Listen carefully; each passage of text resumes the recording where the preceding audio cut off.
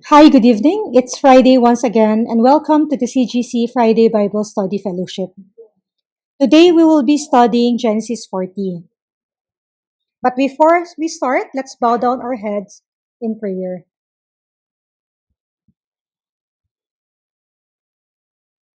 Dear Heavenly Father, thank you for gathering us today to study your word. As we begin our discussion on Genesis 40, we ask that you open our hearts and minds to understand what you want to teach us. Lord, thank you for the life of Joseph and to teach us to trust you even when we feel forgotten, and remind us that you are always at work. Guide our thoughts and discussion today, and help us to learn from Joseph's example, to remain faithful, to speak the truth, and to walk closely with you each day. All this we ask in the mighty name of Christ. Amen. So today, as we study Genesis 40, we find Joseph in a place that seems far removed from God's promises. As we learned from Sister Carol last week, Joseph is in prison not because of wrongdoing, but because of righteousness. Joseph had honored God by refusing sin, yet instead of reward, he received suffering. From a human perspective, Joseph's situation looks like failure. He had been betrayed by his brothers, sold into slavery, falsely accused, and now imprisoned. Yet from God's perspective, nothing was out of control. God was still directing every detail of Joseph's life. This chapter reminds us that God is always preparing the future, even when nothing seems to be happening. Let's go to chapter 40, verses 1 to 4. At some time later, the cupbearer and the baker of the king of Egypt offended their master, the king of Egypt. Pharaoh was angry with his two officials, the chief cupbearer and the chief baker, and put them in custody in the house of the captain of the guard, in the same prison where Joseph was confined. The captain of the guard assigned them to Joseph, and he attended them. Here we see in Genesis 40, Pharaoh's cupbearer and baker are placed in the same prison where Joseph is confined. This was not coincidence. As per the teachings of Pastor John MacArthur, God is sovereign over circumstances, even over the placement of prisoners in the jail cell. God was arranging events that would eventually lead Joseph to Pharaoh. Notice something important here. In verse 4, the captain of the guard assigned these two officials to Joseph, and he attended them. When we connect verse 4 to Genesis chapter 39, verse 21, we can see God's favor with Joseph. Genesis chapter 39, verse 21. The Lord was with him. He showed him kindness and granted him favor in the eyes of the prison warden. This shows that God's favor remained with Joseph despite his long and unjust suffering. Did Joseph suffer during all these times? Yes. Psalm 105, verse 18 gives us a deeper picture of Joseph's suffering. It says, they bruised his feet with shackles. His neck was put into irons. Imagine heavy iron chains locked tightly around Joseph's ankles. Every step would scrape and bruise his skin. Even the simple act of standing or turning would cause pain. And around his neck, iron restraints pressed against him. Heavy, cold metal that made rest uncomfortable and reminded him constantly that he was a prisoner. Joseph did not only suffer injustice, he suffered physically. Day after day, he lived with pain, discomfort, and restraint. As we read Genesis 39 and chapter 39 and chapter 40, Joseph's story may appear to be a joyful, rags to riches account. Yet we must remember that behind it were 13 years of injustice and hardship that he endured. But Joseph did not become bitter or careless. Instead, he served faithfully. Joseph did not stop serving God just because he was suffering. So here we can see that God often prepares his servants in hidden places before placing them in positions of influence. This is also tells us that to please and serve God well, we need to be faithful even in difficult or unnoticed circumstances to prepare us for future bigger responsibilities. Verses 5 to 8. After they have been in custody for some time, each of the two men, the cupbearer and the baker of the king of Egypt, who were being held in prison, had a dream the same night, and each dream had a meaning of its own. When Joseph came to them the next morning, he saw that they were dejected. So he asked Pharaoh's officials who were in custody with him in his master's house, "Why do you look so sad today?" So here, both officials had troubling dreams. In ancient Egypt, dreams were often believed to carry messages, yet no one could interpret them. This shows, Joseph noticed their sadness. So this shows his compassion even in hardship.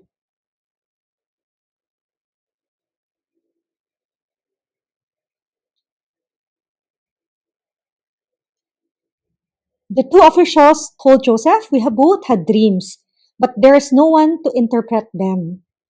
Joseph's response is very important and powerful. Instead of claiming wisdom for himself, he said, "Do not interpretations belong to God?" This shows Joseph's humility and his confidence that God alone gives understanding. Joseph acknowledged that God as the source of wisdom. He did not claim personal power but relied fully on God, not himself, not luck, not ability, just God. Joseph remained God centered. As we learn from Joseph's attitude in interpreting the dreams, we see a powerful reminder that God reveals his truth to those who trust and faithfully seek him. And we also know that when we face confusion or uncertainty, we should seek God rather than rely solely on our own wisdom. Like Joseph, we may not always control our situation, but we must always honor God within it. Let's move to verses 9 to 15. So the chief cupbearer told Joseph his dream. He said to him, "In my dream I saw a vine in front of me, and on the vine were three branches. As soon as it budded, it blossomed, and its clusters ripened into grapes.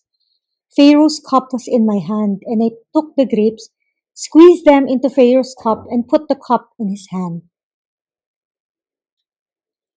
This is what it means, Joseph said to him. "The three branches are 3 days. Within 3 days, Pharaoh will lift up your head and restore you to your position, and you will put Pharaoh's cup in his hand, just as you used it to do when you were his cupbearer. But when all goes well with you, remember me and show me kindness.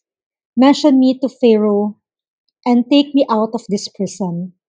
I was forcibly carried off from the land of the Hebrews, and even here I have done nothing to deserve being put in a dungeon."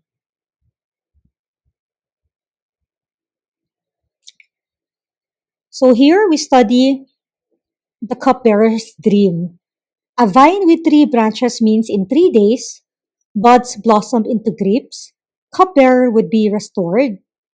He squeezed grapes into Pharaoh's cup and he placed the cup into Pharaoh's hand, which means the cupbearer would return to his position. We see from there's also a verse that will lift up your head. That phrase means to have your case considered by the king and then be restored. So let's move to the next. After Joseph interpreted the cupbearer's dream, he made a simple but heartfelt request. He said, "Remember me when it is well with you." Remember me and bring me out of this house." Joseph asked to be remembered, and this shows us several things about his heart. First, Joseph was Joseph still desired justice. He hoped that this moment might finally lead to his rescue. Second, Joseph used the opportunity wisely. When God gave him the chance to help the cupbearer, he spoke thoughtfully and took the initiative. And third, Joseph did not sin by asking to be remembered. It is natural to hope for relief when we are suffering. Some commentators suggest that when Joseph asked the cupbearer to remember him, it may have reflected a moment of human weakness. But others point out that Joseph's request was natural and reasonable. He simply used the opportunity God placed before him. There is also an important spiritual insight here. God often uses ordinary opportunities to prepare for extraordinary outcomes. At this moment, Joseph's request may not have seemed very significant, but later we will see how God used this ordinary opportunity to prepare the way for Joseph to meet the Pharaoh. But for now, nothing happened. Joseph remained in prison because God's timing was different from Joseph's timing. And sometimes this is true in our lives as well. We do what is right, we take the opportunities God gives, but the results do not come immediately because God is working according to His perfect time. So here, we learn that we should speak wisely and take initiative when God provides opportunities. We move to verses 16 to 19. When the chief baker saw that Joseph had given a favorable interpretation, he said to Joseph, "I too had a dream. On my head were 3 baskets of bread. In the top basket were all kinds of baked goods for Pharaoh, but the birds were eating them out of the basket on my head." "This is what it means," Joseph said. "The 3 baskets are 3 days. Within 3 days, Pharaoh will lift off your head and impale your body on a pole, and the birds will eat away your flesh." So here is the baker's dream. 3 baskets on his head means 3 days. Top basket contained baked goods. Birds were eating from the basket, but the food never reached Pharaoh. So this means the baker would be executed and birds would eat his flesh. Notice that there's also the phrase to lift up your head. But here, to lift up your head has a double meaning. This means execution because the Egyptian didn't use the gallows. They beheaded the victim and impaled his body on a tree. So, in a dual sense, the baker's head was lifted up. From this part of the story, we learned an important lesson. God's truth includes both blessing and judgment. When Joseph interpreted the dreams, the message to the cupbearer was good news, but the message to the baker was difficult and painful. Yes, yet Joseph delivered the interpretation exactly as God revealed it. Joseph did not change the message to make it sound better. He was compassionate to the cupbearer, but he did not soften the truth to make it more comfortable. This shows his obedience to God even when the message was unpleasant to deliver. Sometimes God's truth brings encouragement and hope, but at other times it brings warning or correction. Either way, the truth belongs to God and it must be shared correctly. So here, for us, we should value truth over popularity or comfort. This also reminds us that faithfulness to God sometimes means speaking truth even when it is not comfortable. We move to verses 20 to 23. Now the third day was Pharaoh's birthday, and he gave a feast for all his officials. He lifted up the heads of the chief cupbearer and the chief baker in the presence of his officials. He restored the chief cupbearer to his position so that he once again put the cup into Pharaoh's hand. But he impaled the chief baker just as Joseph has said to them in his interpretation. So exactly 3 days later, everything happened just as Joseph had said. The cupbearer, the butler, was restored to his position, but the baker was executed.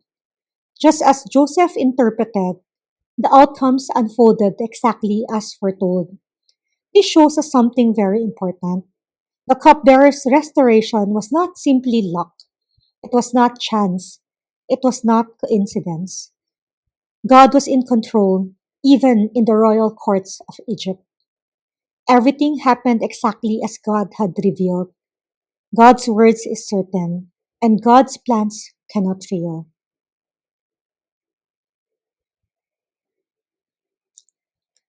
And now we come to one of the shortest but most powerful verses in this chapter, Genesis 40, verse 23.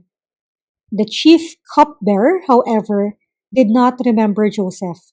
He forgot him.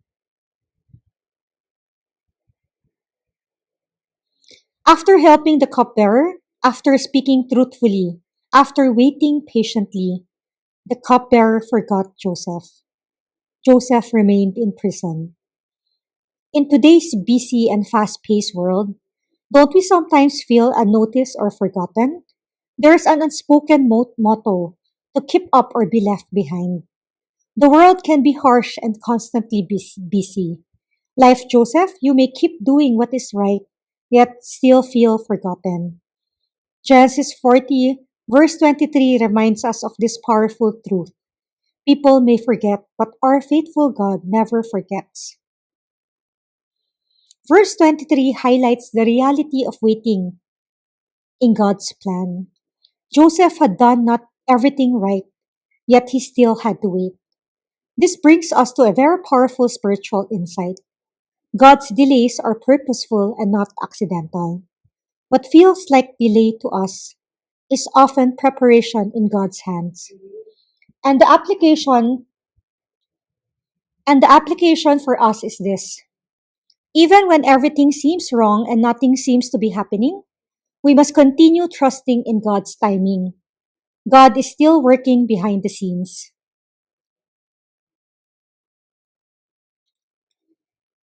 So let us take a look at the major themes from Genesis 40. 1. Works in waiting. You know, it took Joseph about 13 years from the time he was sold into slavery until the time he finally rose into power. But through all those years, he remained faithful. He understood who his true master was, and he chose to wait patiently for God's plan. Joseph trusted that God was working, even when he couldn't see any progress, even when nothing seemed to be changing. He believed that God was still at work behind the scenes. He understood that seasons of waiting are not wasted seasons, and that God's silence does not mean God's absence. And in the same way, we are reminded that when we go through waiting seasons in our own lives, we simply need to keep our faith and continue trusting in Him. Number 2, God controls outcomes. The dreams were fulfilled exactly as Joseph predicted. It showed that nothing was random. Every detail was under God's control. Big details, small details. He was directing all events towards His greater and perfect plan. And 3, people may forget, but God never does. But even after everything happened, just as Joseph said, the chief cupbearer did not remember Joseph. He forgot him. From a human perspective, this must have felt disappointing and unfair. May the story of Joseph be an encouragement to all of us that even in this moment of delay, God is still at work and always on time.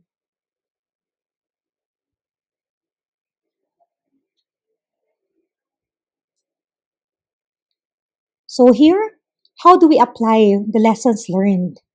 Or how does this apply to us? Sometimes life can feel like Joseph's prison. There are moments when we feel forgotten, cast aside, or left behind. We try to do what is right.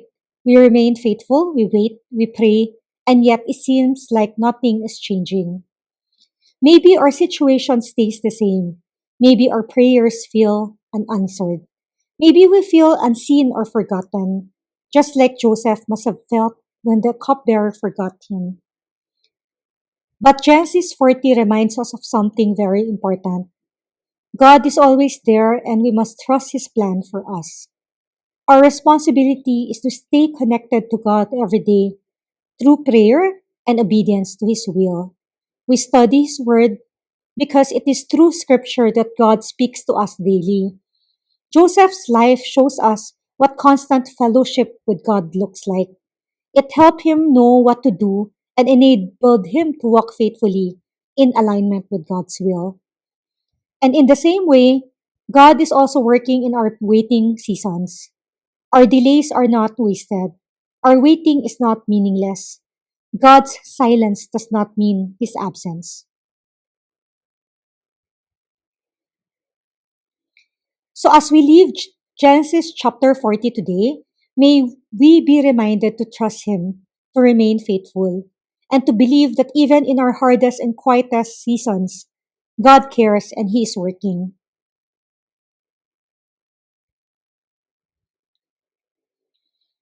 So we close Genesis 40 with this powerful promise from Romans chapter 8 verse 28.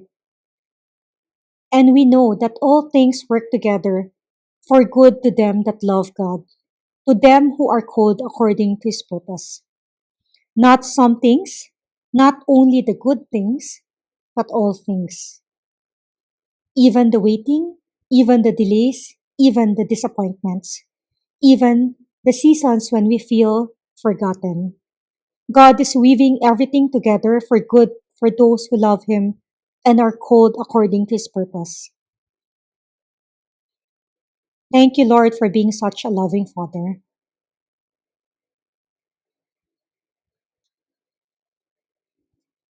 So this is the end of Genesis 40. And after this, we will all proceed to our discussion. So thank you, and let's proceed to the discussion. Good evening. Blessed is the one whose delight is in the law of the Lord and who meditates on his law day and night. Thank you for watching our Bible study on Genesis 40. We trust that God has spoken to you and blessed you through his word.